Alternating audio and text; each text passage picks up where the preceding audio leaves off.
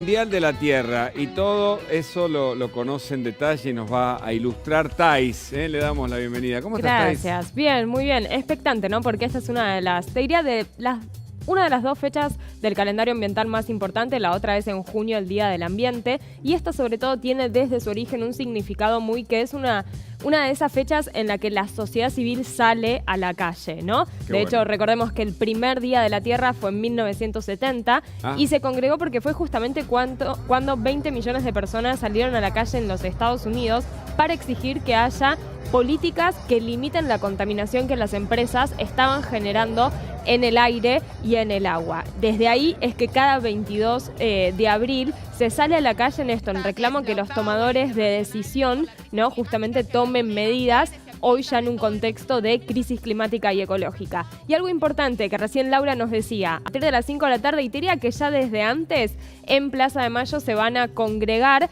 distintas organizaciones juveniles de la sociedad civil, activistas, para marchar hacia el Congreso, ¿sí? En lo que se espera sea una movilización de las más multitudinarias, ¿no? Del año, porque se ha venido convocando bastante. De hecho, las organizaciones juveniles no se habían incluido antes en lo que había sido la fecha elegida a nivel internacional, sino que eligieron este Día de la Tierra, hoy viernes 22 de abril, como la fecha en la cual congregarse.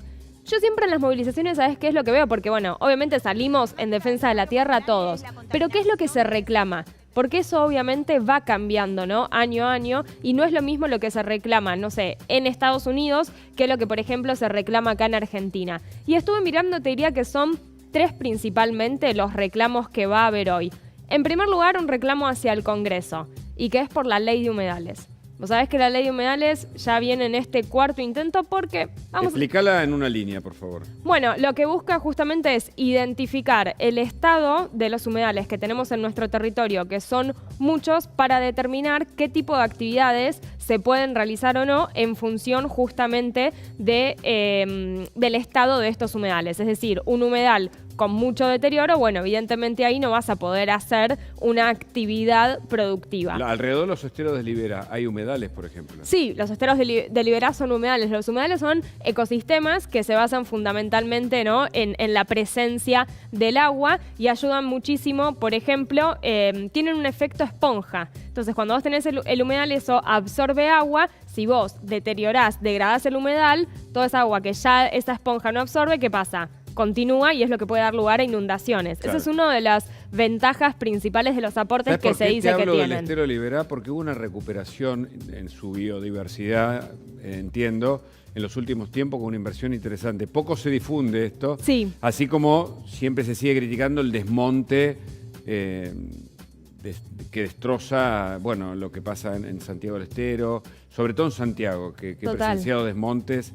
Y por supuesto en Misiones, en esas provincias en donde no se frena con eso por el tema de la soja, ¿no? Exacto, por el avance de lo que es la frontera agropecuaria, y lo hemos visto también con la situación de los incendios en las islas del Delta del Paraná, ricas en humedales, en donde eran incendios que se producían intencionalmente para después poder aprovecharlo, ¿no? Para actividades productivas. Entonces, uno de los reclamos que vamos a ver hoy es esto, que se deje de cajonear el proyecto de ley de humedales, que se avance, sí, finalmente. Ahí hay mucha resistencia, hay mucha presión. Lobby. Sectores principalmente agrícolas, ganaderos, que la ven como una ley antiproducción, cuando quienes la vienen defendiendo dicen no es antiproducción, es determinar, cuál es el estado de nuestros humedales, qué es lo que podemos hacer ahí. Pero bueno, hay mucho lobby, hay mucha presión sobre legisladores, así que ese es uno de los reclamos. El segundo tiene que ver con la transición energética.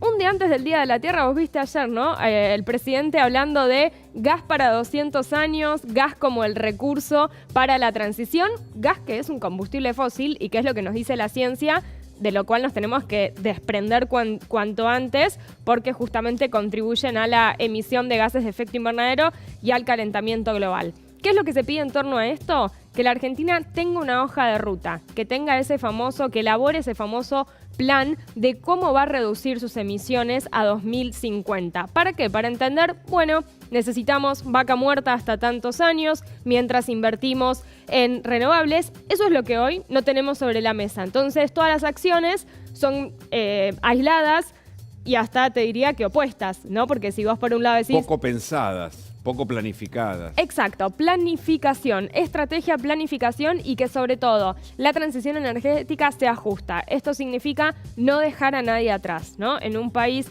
tan extenso y diverso como Argentina, eso es súper importante. Y en tercer lugar, otra transición en un país justamente, ¿no? Donde el campo es sumamente relevante y que tiene que ver con la transición hacia un modelo de la agroecología. Es decir, salir de esto que vos recién mencionabas, este modelo de producción agricultura intensivo, que sobre todo se dio con la sojización en los 90, ¿no? Extensivo y intensivo, ¿no? Exacto. Salir de ese modelo para ir hacia uno que sea más amigable con el ambiente, pero que también sea más inclusivo con familias campesinas y productoras, porque lo que tiene ese modelo es que son unas pocas empresas, ¿no? Generalmente las que están a cargo de productos químicos, sobre la cual se basa este modelo de producción de alimentos, y eso no solo perjudica al ambiente, a la salud, ¿sí? Sino también desde el punto de vista social. Es muy interesante de ver, por ejemplo, el trabajo que está haciendo la UTT, la Unión de Trabajadores de la Tierra, que reúne a familias campesinas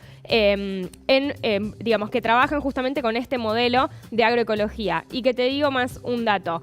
A la gente digamos, viene aumentando ese interés que tiene la gente por saber qué es lo que come, de dónde viene, quién lo produce. Y de hecho, en la pandemia, ¿te acordás cuando teníamos que pedir todo que llegue? Sí. Bueno, creció muchísimo la demanda que tuvo la UTT de los famosos bolsones de frutas. ¿Qué es la UTT? Perdóname. Sí, la Unión de Trabajadores de la Tierra. Correcto. Que reúne a estas familias campesinas que promueven la agroecología alrededor del país. Está buenísimo. Creció muchísimo eso durante la pandemia. Sí. Entonces, hay un interés. Esos tres... Te pregunto porque me lo recuerdan y está bien.